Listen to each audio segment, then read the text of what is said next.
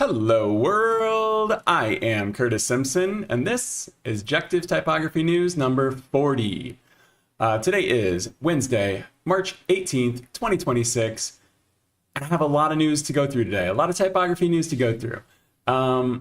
Quick note before we get started, I am streaming this with normal latency, so I might be a little bit slower to respond to chat. If you're watching the replay, this does not matter to you at all, but I changed a couple of settings in YouTube Studio and in OBS, so I think that chat's going to be a little bit slower, but we should have a 4K live stream and a 4K replay if everything works as planned.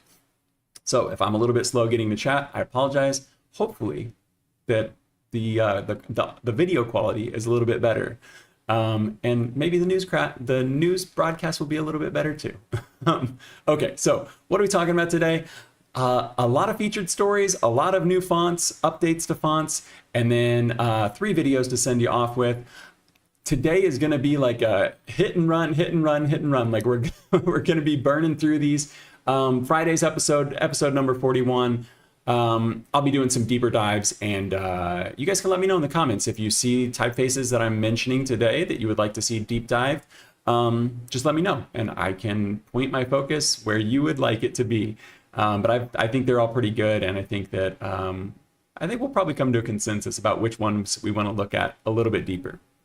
So, got news about Affinity, got news about Adobe, Naipe Foundry, Blaze Type, Cocijo Type Foundry relaunched with the help of Type Advisor, a custom typeface by Foward, the first AI typeface that I've seen. Not fully AI, it's labeled as 50/50. It's an expansion on existing open font license. We'll get to it. Yeah, new updates and new releases from Kyiv Type Foundry, Otherwhere Collective, Just Another Foundry, CSTM fonts, M59, and Mass Driver. Definitely going to want to do a deep dive on Mass Driver next episode. Then I've got a house number font mystery video to send you off with. Some of you have probably already seen this. It's got like 100,000 views already. If you're watching me, you might have seen this. If not, I'm gonna point you in the right direction. And then there was a book review of that book back there. It's a little bit dark, I know, but that is House Industries Lettering Manual by Ken Barber. And it's not a book that I've finished. It's not a book that I've reviewed yet, but I've skimmed through it a couple of times. And it's on my list for this year of books to review. So they beat me to the punch, and I think that they did a solid job reviewing it. So and it's a different perspective than what I would do. So I'm going to send you their way as well. Let me go ahead, get a drink of water. We'll switch the screen, and we'll get into some news. Man, I've done this a couple of times now where I forget to pull up what we're going to talk about. Okay. Let's see. I almost hit stop streaming. That would have been bad. Screen cap. This is, if I go to my channel here, this is, live. This video right here, let me see if I can get, I apologize. Let me see if I can get like a thumbnail version of it. There it is right there. It's got a big Affinity symbol on it with the 3.1. That is the video that I did. That is linked in the description. It is, I'm not going to watch this because I don't want to hurt the live stream right now, but it's an hour long. It's got chapters, but it goes through the updates that I think are interesting. It goes through my experience with Affinity since 3.0 launched. Just some interesting news and stuff like that. Like, you know, the battle between Adobe and Affinity. So I also point out, you know how I always do, I point out other creators to go and check out. But let me go ahead and show you a quick. Here's the actual like full release notes. These are linked in the description along with every other story I'm going to be talking about today. Everything's linked in the description. Nothing is sponsored on the news ever, at least not by Type Foundries or anybody in the type industry. But here's a quick preview of what's new on this. There are over 200 bugs that were fixed. There are tons of updates, but they shout out a few of them here. One that anyone that's been around the channel for a while knows that I will be excited about, and that is light UI. I know this will be to the chagrin of many of you, but look at how glorious that is. light mode on Affinity. Love to see it. They had this pixel selection to curves. I break this down in the video, not that great. This one though is really cool. I pointed you in the direction of James Ritson because he is the developer that created this tool, this feature, and he does a great job of breaking it down. And then right click brush menu. So this would be really good for anybody that's like coming from Procreate or does their digital illustrations and stuff. Or if you just use a lot of brush tools, you can right click. And if you have a pen, I think that would be very convenient to be able to do that with like your Wacom tablet. So those are the highlights, but yeah, check out my video. It's linked in the description. If you've ever been curious about Affinity, now is a great time to try it out. It is free. It's never been easier to test it out. And with the 3.1 update, I recommend it. So next up is something a little bit more type related, and that is CocijoType. We talked in the beginning of the year about Doug Wilson's new business venture, and it is called Type Advisor. His first client to publish here is CocijoType. They have relaunched their Foundry, and like I said in the top of the show, we're going to be burning through the news here, so I'm just going to touch on this real quick. But I am in talks with Doug, and he's going to give me an introduction, and we're going to do a full look at this Type Foundry, I think. So I'm just going to scroll through this real quick and give you a look at the typefaces that they're launching with. These typefaces are not brand new. You can click into them. You'll see the years, 2014, 2019, stuff like that. This one's here pretty interesting. I've seen optical illusions like this before, but it says Optica. That's pretty neat. I've seen, I don't know, it might have actually been from them, but this is a Type Foundry. Let me make sure I don't mess this up. This is a Type Foundry based in Mexico. And Eli, or Eli, that's who I'm supposed to be being introduced to this week. But yeah, looks like some nice typefaces. Not a giant library, but they all look pretty solid. I am interested to test these out. Hopefully I can get a review license for these.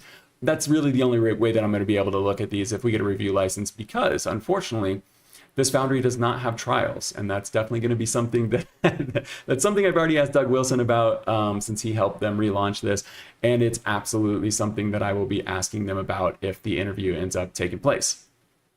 Next up, like I said, all these are linked in the description.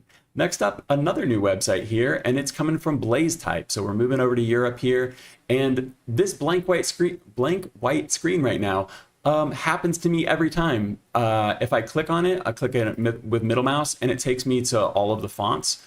But for whatever reason, I have my ad blocker off. You can see uBlock is not on right now.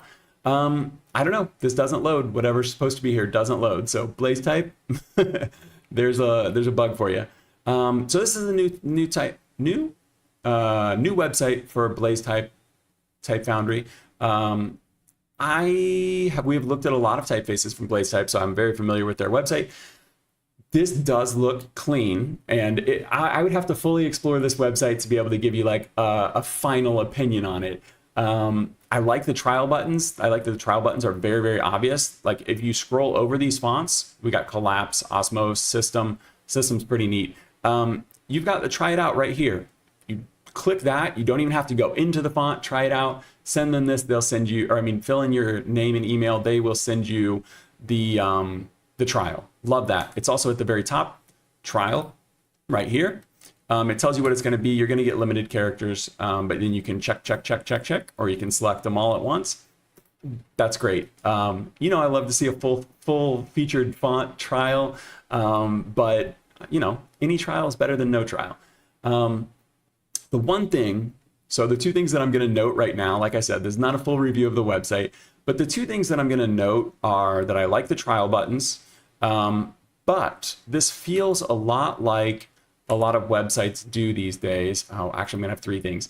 And that is that I'm not 100% sure where to direct my attention. This page doesn't feel like it has a lot of hierarchy. This is one thing I don't like about a lot of modern UIs is that they slam as much in there as possible. And I don't know, like I'm old school. I like to see Rogue Wave, I see you in chat. Yeah, I think that they're having trouble since they just launched this. That's what we're covering right now. Is the new website. But I'm not really sure to where to put my focus right now, since everything is kind of just big. Everything's big, everything's colorful. I'm the type of guy that still likes a single column on YouTube, and you know, for my I don't like a big grid of thumbnails. So that's one thing that I don't love about this, but you know, this top part's fine here. You got them in like a little bit list, but then you start to go down and they're doing that thing where it looks neat, but it kind of divides your attention. Pairings though, we'll end on something good here. Pairings, once again, like where do you look when you're on this? But this pairings page is really, really neat. I think this is a great decision for a Foundry because if someone finds a typeface they like from yours, so you've got APOC normal here. Let's go with the system font since we were talking about that earlier. Here is System A Stencil, very nice. Let's say you fall in love with Stencil and you're like, oh, I really like this typeface, but I have no idea what I'm gonna pair this with. It's a great choice by a Foundry to have this built in right now. And I don't know that I've seen anyone else do that. It actually doesn't look bad there. Stencil and Kyle, that looks kind of neat. I think it's really nice that you can build this in right here. You can change your colors, you know, you can change the setting. Yeah, it looks better on the left. But I think this is a great way to sell, to upsell, and also just for people to be able to test out your typefaces and see how they'll look with something else. They have trials, so I would, you know, just download the trial. But yeah, I think this is a great decision from a business standpoint to kind of like get that upsell and just let from a client side of it, having just one license to worry about. I mean, you'll have two licenses technically, but it's going to be the same one twice. So that's much easier to deal with as well. So I am neutral about this website because they've got the blank screen right here. A little bit of a hierarchy issue in my opinion. Some people might love this. The homepage isn't bad. You know, you could scroll through these four, but I'm not a big fan of these horizontal scrolling things. I know they're popular. But then you get down to a spot like this, and I don't know. This is modern web pages. Maybe I'm just getting old, but it's a nice upgrade, and I love that the trials are easy to get. I love the pairing system they've got here, and then they've got their articles that they've always had. That looks nice. I don't mind it when it's like articles and stuff. See this grid here, I can scan pretty easy. So that's just my opinion. Of course, this is subjective, but let's move on. Something else new. This is a Foundry that we've talked about a few different times, and it is Naipe Foundry. They are in Brazil. I'm not sure. Let Adobe do their thing in the background there while we get to it. This is Naipe Foundry. I think they're based in Rio. Let's see about us real quick. There they are right there. 10 years. Oh, working worldwide from our studio in Barcelona. Am I wrong? I don't know why I thought they were from Brazil. Oh, born in Rio, based in Barcelona. Perfect. Okay, so they're in Barcelona now, but they were originally from Brazil. That's interesting. So we've talked about Naipe Foundry a few times on here because they have released typefaces on future fonts. And we talked about Pacaembu, Pacaembu Estadio. Some of these are now on Adobe fonts. So if you have access to Adobe fonts, you can get these three typefaces right here via Adobe fonts, no extra charge. And one thing I thought was pretty neat that they did on their website. So they've got English, Portuguese, and a Spanish up there. Let's go to retail fonts up here on the right. One thing I thought was pretty interesting is that they've got the free trial, sync with Adobe, but as you scroll through these on the right here, I know my face is covering up a little bit, you've got buy fonts and you've got sync with Adobe right there. So that's pretty neat that they are, you know, kind of directing you right to Adobe and letting that happen. Maybe we've got a free font there that's downloadable. Yeah, I just think that that's very user-friendly. They could easily do what a lot of Foundries do and just hide the fact that it's on Adobe fonts. A lot of places do announce it, and I've covered it whenever Foundries have announced it in 2026, that their typefaces are now available on Adobe fonts. But most websites don't want to direct you to Adobe where you can, you know, rent the font or just sync it because they would rather get the money. So I understand that, but I also love the user, what would you call it? I love the the user friendliness of these links right here. That is Naipe Foundry, now on Adobe Fonts right here. If you already subscribed to Adobe Fonts, it's the best value, easily, hands down, the best value for typography in the industry right now. If you don't know, you can subscribe only to, you can subscribe, I don't want to click in anything because I don't want to actually accidentally show my account details, but you can subscribe just to InCopy and you get access to Adobe Fonts. It's like $5 a month. I don't know if it'll last forever. I hope that it does, but it's an incredible value. Speaking of Adobe, something not so great for them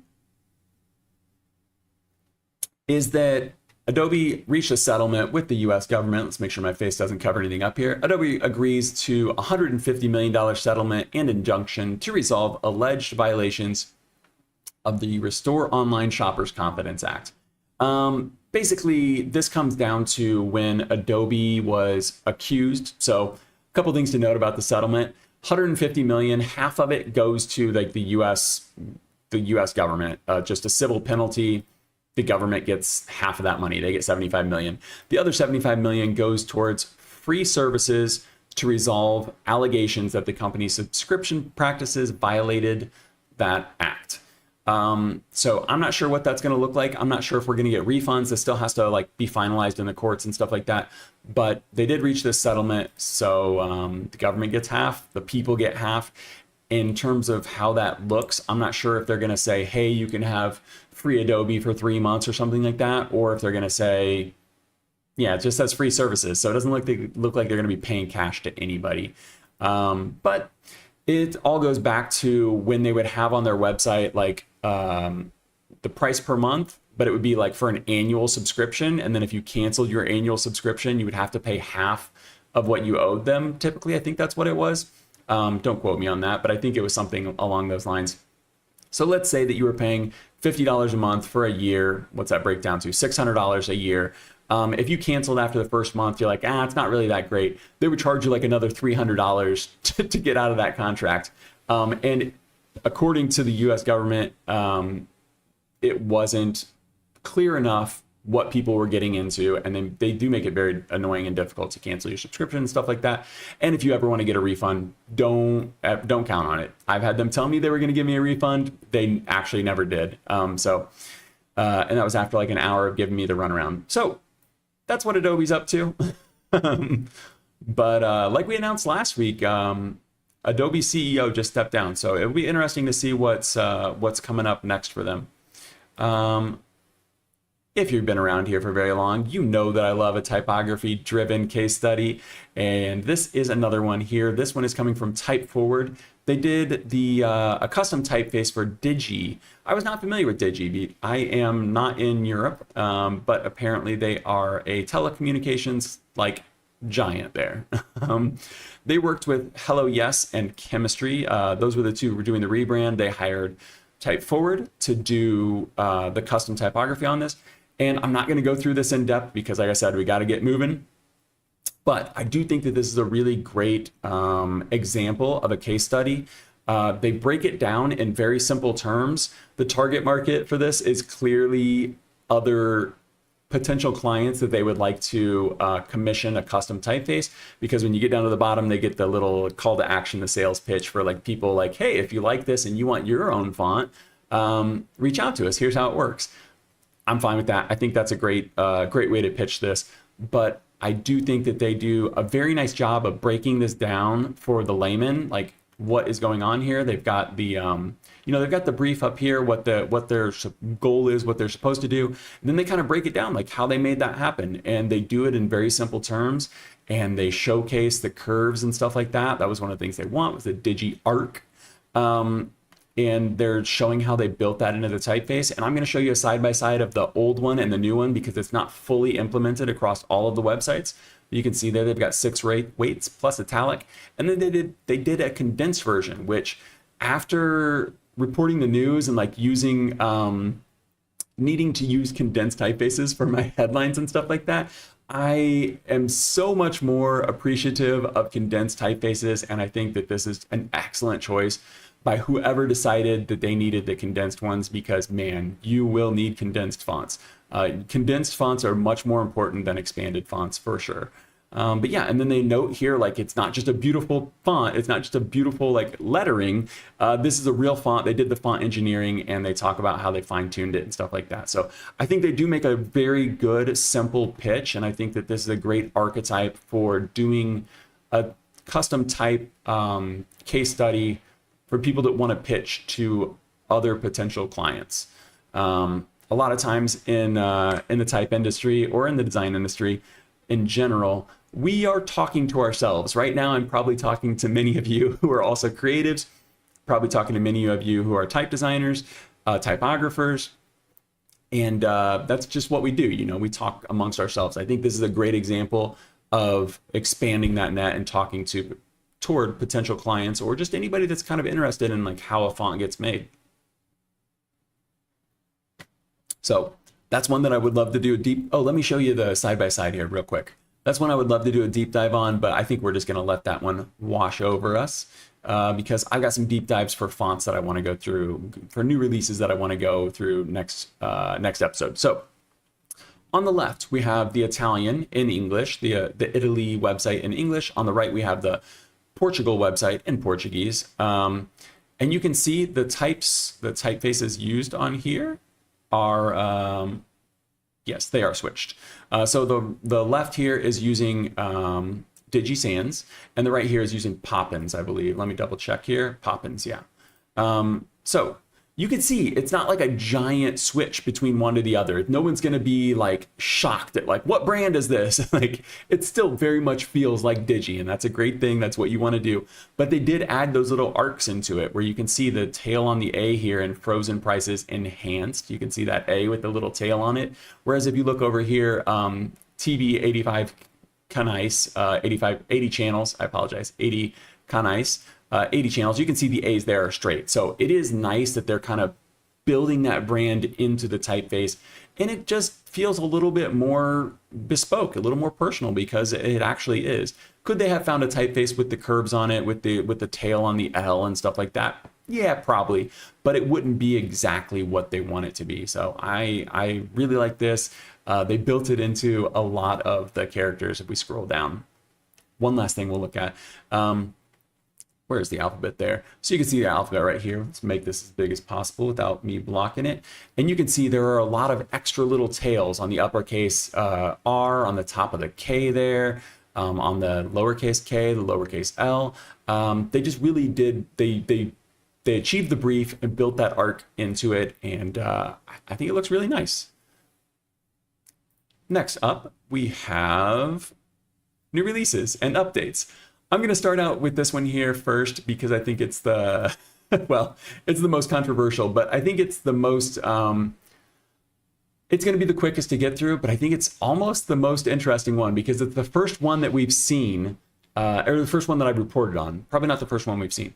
It's the first one that I've reported on that is a typeface that is being admittedly used, or admittedly developed with AI. I apologize, my lips are a little chapped.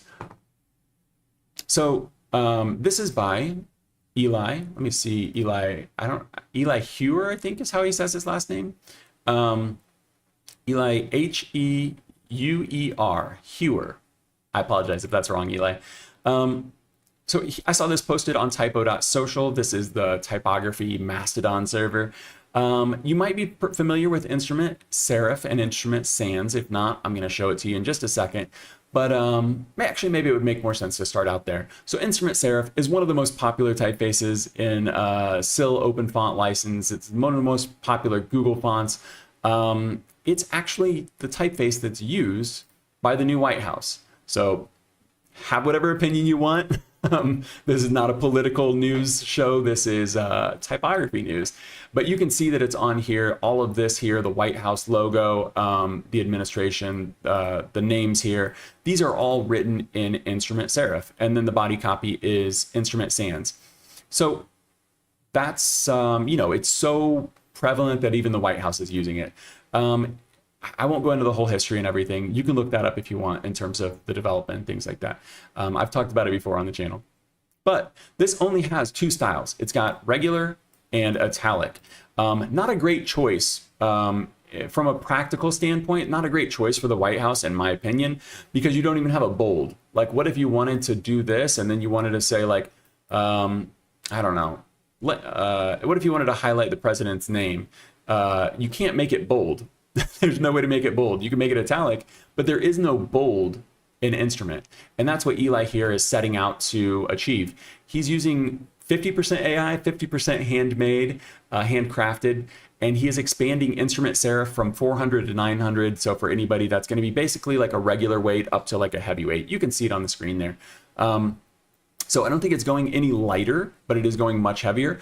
And I think it looks nice. He posted a couple of works in progress on here. You can see here was a work in progress where you can see a lot of the letters had not been turned into the heavier weights yet. But it's a pretty interesting project, and no one really interacted with it. You know, a lot of people on social media are pretty anti-AI, but it's here, and I'm going to report on it, and we're seeing the first movements of that in typography. I do think it's going to be something that takes over a lot of the boring stuff, a lot of the boring parts of it. But I'm interested. I'm going to reach out to Eli and talk to him about this. You know, we have so many stories, but this is one that I would love to dive in deeper, and we'll definitely pay attention to this and see how it develops. I have this linked in the description. I have that post linked in there, but I also have the GitHub. So if you wanted to follow along, you could follow along on the GitHub repository right here. That one is linked in the description as well.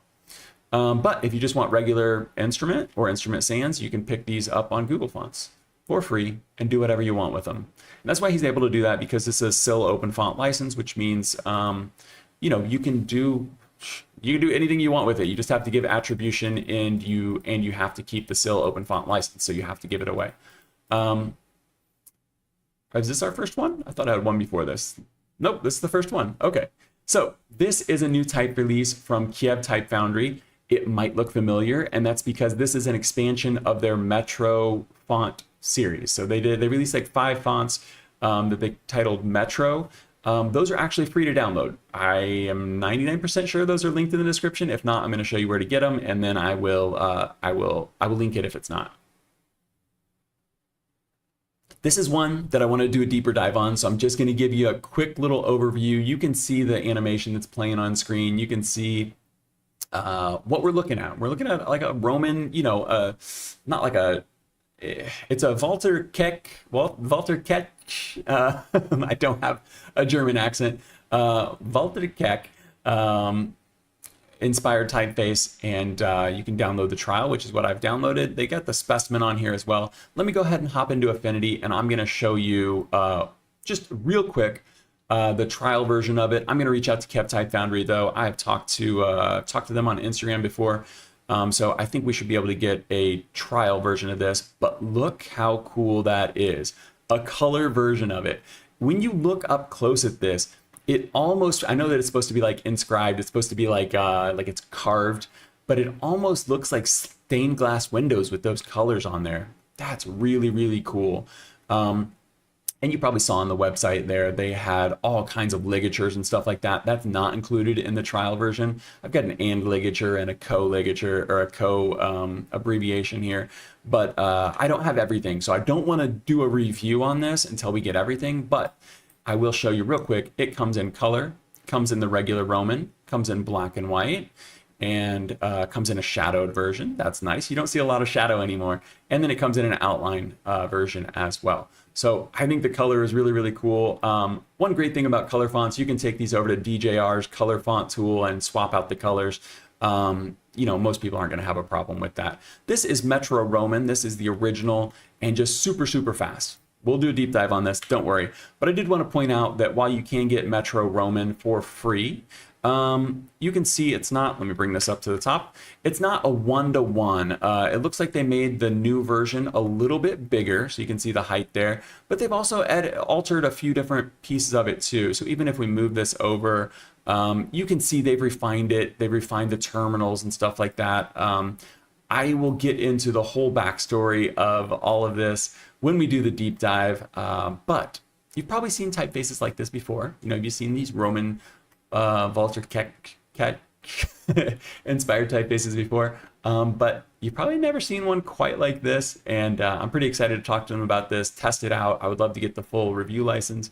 So fingers crossed, we'll get into that on Friday or one of the episodes next week. Another update is coming from Otherwhere Collective. So OC Noctem is what they're calling this. This was previously called Carpe Noctem, which stands for Seize the Night. Rather than Carpe Diem being Seize the Day, this is Seize the Night. So this is it's not Carpe Noctem. It's just OC Noctem.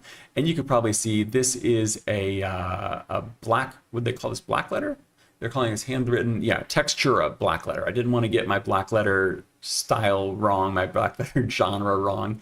But you could see they show the pen that they used to write it with. And this is one that was in their in progress fonts for a long time.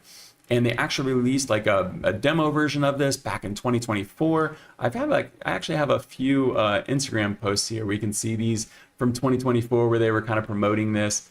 And it looks cool. And even back then they were saying like, it's finally out. This is 2 years ago. But we can see a few specimens here, and it really does look hand drawn. It's not like overly refined in the sense that like it doesn't feel mechanical. Like it really does still feel like a brush. This is another one that I want to do a deep dive on, but let me go ahead and show you this one in Affinity real quick. Their specimens are much better than mine. We will look at those when we do the deep dive. Let's go ahead and look at this lowercase here. This is the trial version, but I still do have the variable of it. And you can see the height. Ooh, look at that. That's really cool.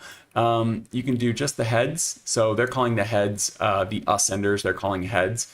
Maybe that is a black letter term, but you can see the ascenders. You can just make those nice and long, or you can just make the tails nice and long. Let's see if we do the height and we do the tails. We can make it really long. We can make the head really long. So if you wanted to make it crazy exaggerated, that's really cool. That I don't know, like we talked a couple of weeks ago about a FontBob variable clock that that Carl had posted where they were doing a vertical variable font, and I was like, man, I've never seen this. How would you even do that? Because the M square would break and blah blah blah. Like clearly not.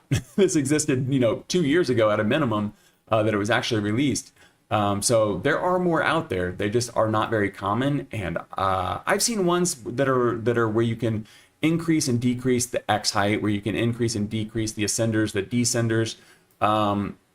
But I've never seen one where you can do like the full height of it like this. Actually, that is the X height, isn't it? Because since there's no capitals, we are just kind of doing the X height. Interesting. Yeah, I definitely want to talk to them about this and get some more information and do a full deep dive review on it. I think it's super cool. This is OC Noctem. And just to point this out, Otherwhere Collective has a great license. So if we go to buy real quick, we'll do this a different time, but like go to choose options, one employee, $50. You can see on the left there, every license is included in this. So you're getting desktop, print, social. Am I on the way? No. Desktop, print, social, emails, video. You can do one logo or word mark, one website. You can even do one SaaS app if you want to. You can pretty much do anything that you need to do for $50 with this. And I know that this is a display typeface. You're probably not going to be using this for every single thing, but it is great to know. This is their standard license. You can do pretty much anything with it, and you love to see it because you just don't have to worry when you get a typeface from Otherwhere Collective. You can expand this. You can get more logos, more things like that, and obviously that's just the one employee one. If you get into the big numbers and stuff like that, you'd probably have to sort that out. Obviously the price goes up quite a bit if you're doing like 6,000 employees. But that is OC Noctem by Otherwhere Collective. And another one that I'm going to be reaching out to for a review license and hopefully do a nice deep dive on. Let's see here. Okay, so we have new releases now. The three that we covered just then are upcoming or updates. This is the first new release. Fully new release anyway. This is from Just Another Foundry. And this is JAF Globus. Hopefully I'm saying Globus right. I've never seen this word before, so fingers crossed that we're saying it right here. But this one looks clean. It looks like a workhorse typeface. It says, JAF Globus was designed to work well at small sizes on screen, drawing ideas from Universe and our own JAF Bernini Sans. Yeah, they say here, this is pretty apt description. You know, I don't love a lot of descriptions, but I think this one's pretty accurate. We see it as a modernist typeface with a geometric feel, but it isn't built on strict geometric system. So let me go ahead and pull this up in Affinity for you. It's got 6 weights plus italics. Again, not a deep dive. You could see it right there. It feels geometric without actually being geometric. So that's pretty nice. You can see right there, nice and clean. I like the spacing on this. It's got a very generous spacing, which I think will be great for small sizes, like they mentioned. You can see Globus up here, how much space is in there. So you'd really have to tighten that up if you were going to do like a display version of it. But yeah, they've got some alternates and stuff here. Single story A versus 2-story A. We'll get into this another time, hopefully. This is the full font license though, or the full trial version. So we could have gotten into this if we just didn't have so many great stories to get through. This is just another Foundry's Globus. Let me go ahead and give you some weights while we're here. This is variable, so we can take this all the way down to, what are they calling this? Light, and all the way up to ultra bold. I'm going to make some room for this ultra bold here. I think that looks really nice. I love a nice bold geometric sans serif, and this being like geometric-ish feels really nice. So if you wanted something that was geometric, kind of felt geometric, but was a little bit warmer, you know, sometimes geometric fonts, Futura, can feel a little cold. I think this might be a good direction to look in. Globus from just another Foundry. Let's see here. We've got a few more to get through. The next one here is Diplosopher. Hopefully I'm saying this right. Diplosopher. This one is on Future Fonts. Let me go ahead and give the Future Fonts spiel after I get a drink of water. So this one's actually a collaboration. So it's labeled under CSTM fonts, but it's actually a collaboration with M59. So M59 by Fabio Pop is also on Future Fonts, but this one is being sold through CSTM. CSTM, I know I said I was going to get to the Future Font spiel. One sec. CSTM, same guys that launched this also launched Type Today and Tomorrow Type. So if you start seeing some names that look familiar, that would be why. They release some typefaces here on Future Fonts, and this is an interesting one. These specimens are going to load a little bit slow, so I think it might just actually be better to pull this up in Affinity. They do have some Instagram posts though, so we could pull these up so you can see some real specimens here. If we go to CSTM fonts, let's go ahead and pull up some of these. You can see it's looking pretty wild, but don't worry, we can tame this down. We can tame this down, and it is variable. So there's some cool stuff we can do with it. Let's go ahead and pull this up in Affinity, because I think sometimes the best way is just to hop in and look at this. Let me check. This is the full license, so we will be able to do a deep dive on this, no problem. It's a variable font, so we've got a weight. We've got a weight slider for the variable. Look how thin, look how hairline that is. That is like, that is nearly pixel thin when you get zoomed out pretty far. That is crazy. And you have to have a great, I note this every time there's a good hairline, you have to have a great skeleton to be able to pull off a hairline like this. Because a lot of fonts are going to be relying on, they're going to be relying on contrast and stuff like that. So if you can pull off a good hairline, then you have a good skeleton. This looks amazing. Yeah. Okay, so the Future Fonts spiel, before I forget, the Future Fonts, if you purchase this on Future Fonts, I apologize, let's go back. If you purchase this on Future Fonts, it's $95 right now. You will get all of the updates. So version 1 here says that it's the first attempt to test the overall concept and explore the most effective way to handle the logic of irregular writing. We'll get to that. The next step is to gather feedback from designers and understand how useful this tool may be in practice. We're also considering expanding these stylistic alternatives. The next release will include Cyrillic. So those next releases and stuff like that will be included for free. All of your updates are free. Okay. But back to this. We have a variable font. Variable slider here goes from hairline all the way up to extra bold. Very nice. Let's go ahead and take this back down to like a regular weight before I show you the craziness. So you can see here, it looks pretty sober. It's fun. It's got some playful stuff, you know, that used like a horseshoe, pretty playful, but we've probably seen a typeface somewhat similar to this until, until we turn on the doubles. Let's see here, the doubles there. And you can start to see what is happening to my eyes. Like, you've got the double on the A, the E, the F, the H, the K, the M, the N, the S. This is one wacky font.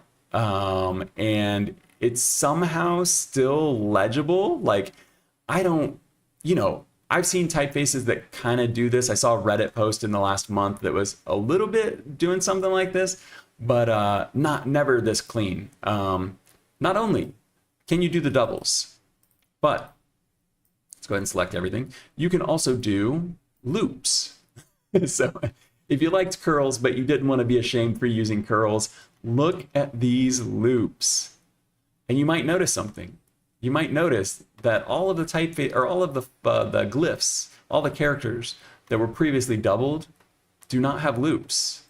Well, that is because you can do both loops and doubles. And you can just get completely crazy.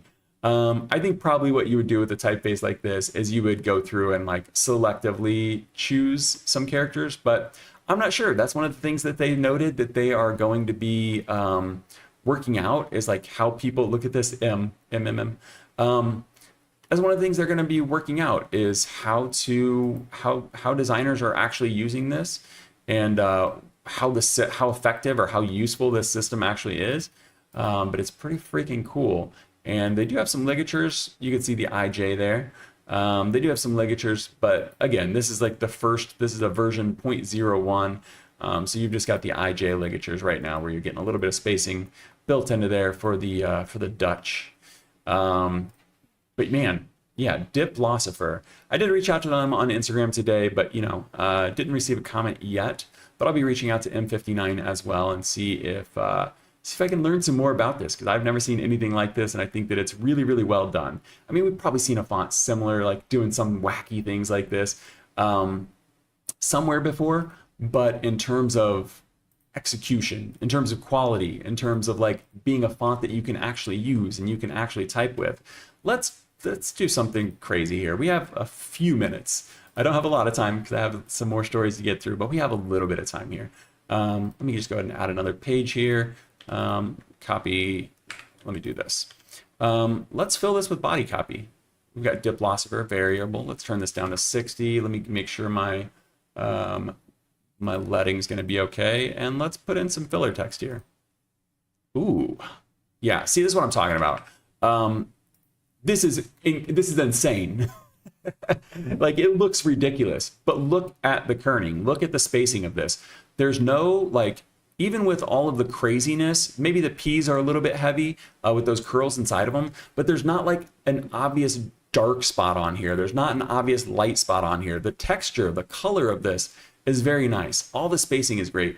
If you were to get some wacky font off of Defont or something like that, that was doing something kind of like this, it would not have this kind of quality. So this is not the review, but I guess it might as well be.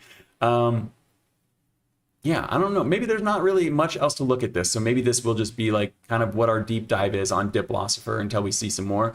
But I do want to reach out to them. I did already reach out to them. So if I hear more, I will give you guys more and we'll update this story. But probably this one here we won't see again until there are some more updates. But man, this is crazy because you can get like a really, let's go ahead and look at the body copy real quick. You could get like some really fine typeface right here. Like, you could get some readable body copy here. I wouldn't put this, you know, wouldn't write a book in this, but you could make this your font and get away with, you know, a single paragraph. You get away with captions for sure. You could get away with a lot on this. like that Digi website we looked at earlier, you could get away with this font on most of the headlines and buttons and stuff like that. But I know it's not designed for that. But like, imagine, you know, pull this down, then you put like the regular font with the crazy one on there. Probably left align that. But yeah, I could see this really, really working for someone, the right situation.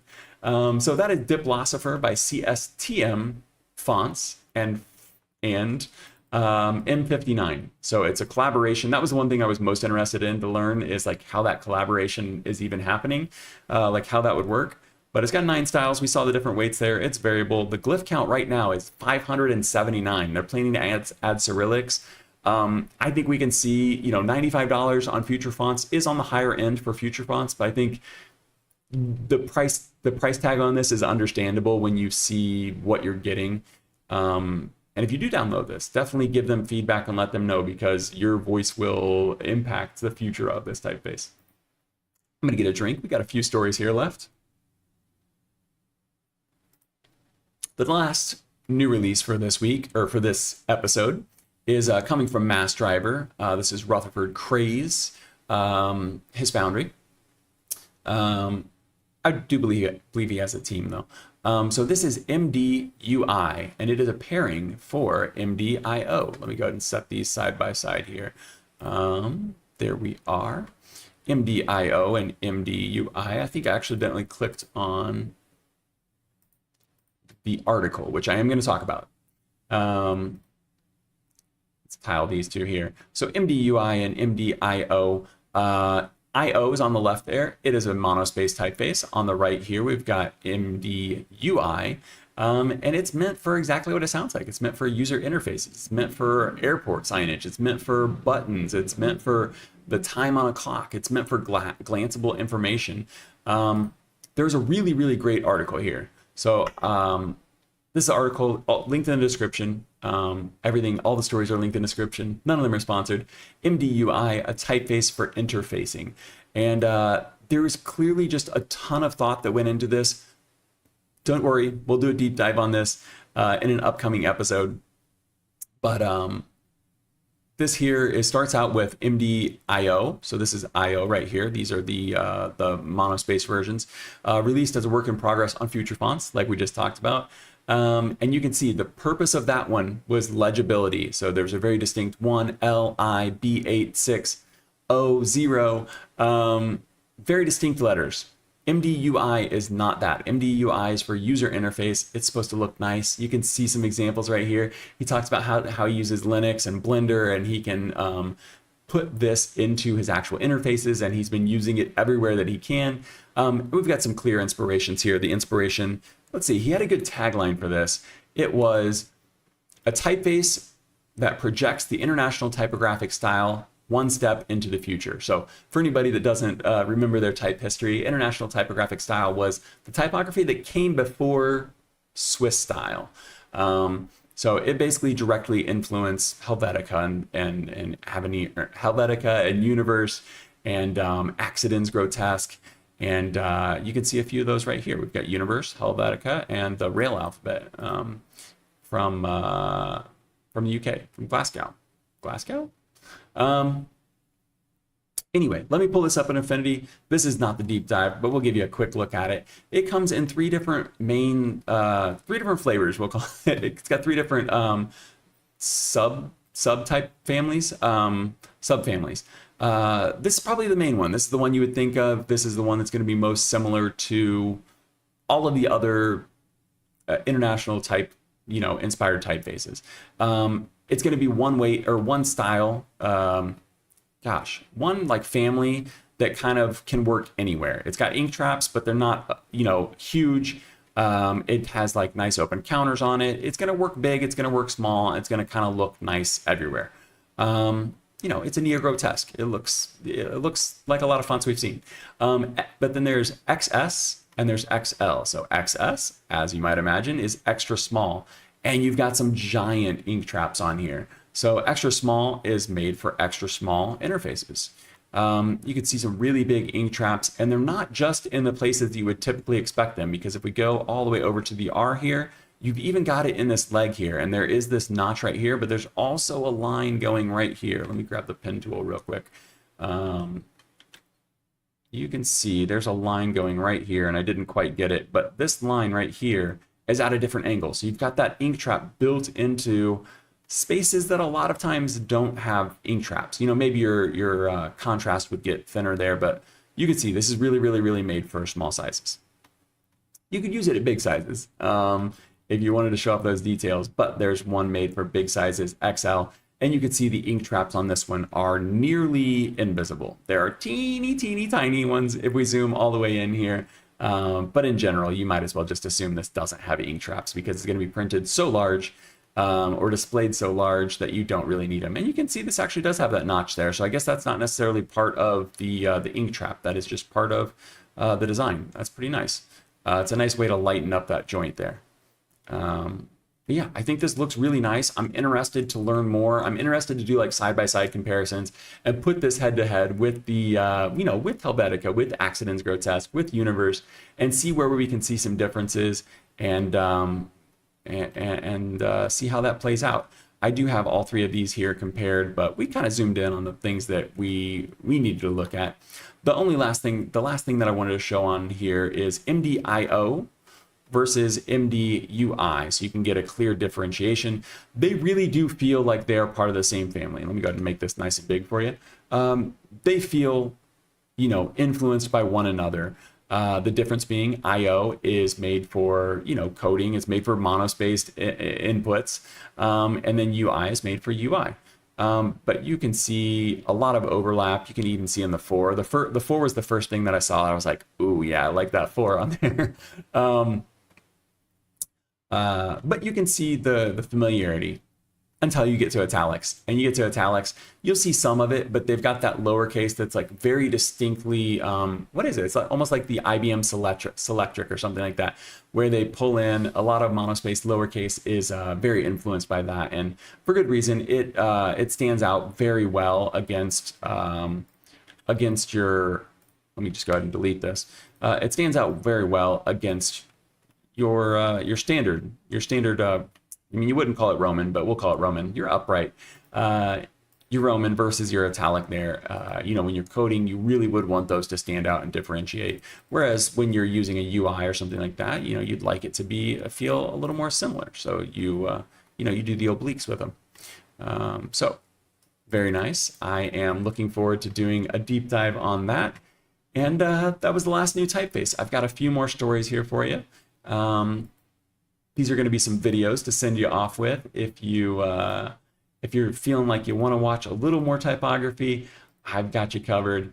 We're going to start out here with the incredible mystery behind the house number font.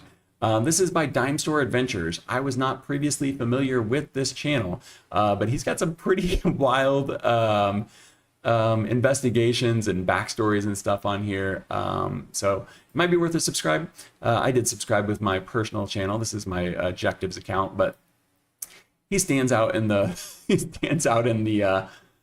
out in the wilderness here, out in the snow, and talks about these house number fonts.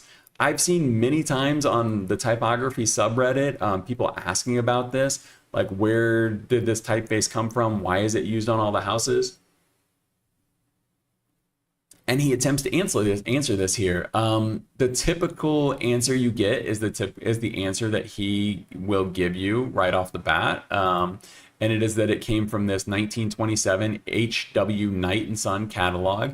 And then he immediately debunks that and finds it in all kinds of other catalogs.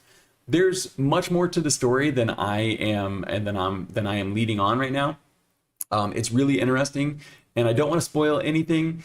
I would advise you not to look anything up, not spoil it either. But it's pretty neat, and it's a deep dive from someone that's not in the type industry, but did a really good job, looking into the story. And I think that we will likely find out even more about this house number font in the future, because this clearly lit a little bit of a fire here. 91,000 views already in 4 days. So I would expect that we will find out more about this. And when that happens, I will report on it. So shout out to Dime Store Adventures. This is linked in the description. Go check that out. And then we've got the Type Thursday Book Club. We've got Thomas Jockin, Michael Mondragon. That's who I'm subscribed to, Michael Mondragon right here. And Matteo Cadena. And these guys are all Type Thursday leads in different cities, and they have done a couple of these breakdowns where they go through and each one of them ranks different parts of the book, and they talk about why they gave it that ranking and stuff like that. Open it up and they'll show you different stuff inside of it. And it's just interesting to see what other people think about something, whether you agree with them or not. It's interesting to see someone else's opinion. And maybe that's why some of you like my book reviews, is just to kind of see someone else's opinion on a book that you've already read. I've seen a lot of comments that like, oh, I've already read this book, but I just like listening to you talk about it. Maybe you will also like listening to these guys talk about it because they go through the book. I've got it sitting right back there. We're going to get to a review on it this year, but if you just can't wait, they spend about an hour on this going through this book.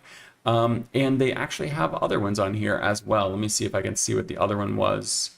They do a lot of lives. Yeah, so they've got 4 different books on here right now. They've got The Golden Secret of Lettering by Martina Fleur. They've got Logos That Last by Alan Peters. And they've got 7 Habits of Highly Effective People by Stephen Covey. I did not see that one. I didn't know that was on there, but it looks like that was streamed 12 days ago. So they used to talk about type in general. They started this series about a month ago. So if you're subscribed to me for book reviews, maybe this would be something that you might want to check out. They don't do they don't flip through every page. They don't do a giant deep dive like I do on the channel. But it is interesting to hear 3 different people's perspective and hear them kind of talk about what they like, dislike, and why they rated it the way that they did. And then last but not least, let's go ahead and pull this one up again. If you missed it at the top of the show, I did do a live stream of the Affinity update. The Affinity, this is my series Affinity review on the Affinity 3.1 update. It's doing pretty good, 1.7 thousand views.